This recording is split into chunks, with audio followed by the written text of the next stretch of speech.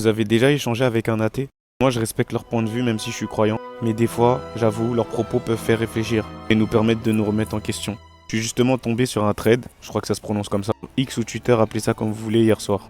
En fait, la personne réagissait à ce tweet. Les athées croient trop qu'ils sont pas concernés par le paradis et l'enfer, MDR, vous avez tous brûlé, que tu y crois ou non. Bon, un peu virulent le gars. Et la personne lui répond, les athées choisissent de profiter pleinement de leurs 80 années sur Terre plutôt que de miser sur une vie éternelle incertaine tout en vous ignorant pendant que vous les critiquez tous les jours. Vous ressemblez à des gens pas très confiants dans leur propre pari, non?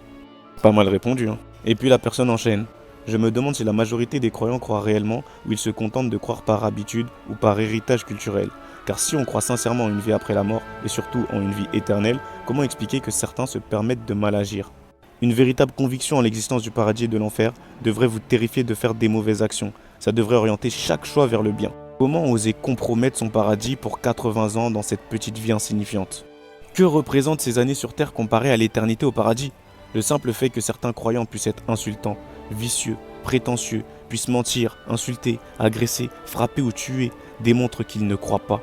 Ces deux choses sont incompatibles. Sur ça, j'ai mon point de vue, mais continuons, elle n'a pas fini. Si tous ceux qui se disent croyants avaient une foi véritable, alors, étant donné que les religieux représentent la majorité de la population mondiale, notre planète devrait être un havre de paix.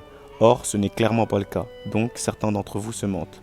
Et là, elle rajoute de quoi nous remettre en question. Demandez-vous, est-ce que vous croyez en Dieu ou bien vous êtes habitué à croire en Dieu? Vous croyez en Dieu ou vous aimez croire en Dieu parce que vous faites partie d'une communauté? Vous croyez en Dieu ou vous êtes juste né avec cette évidence et vous y êtes obligé? Les gars, dites-moi ce que vous en pensez.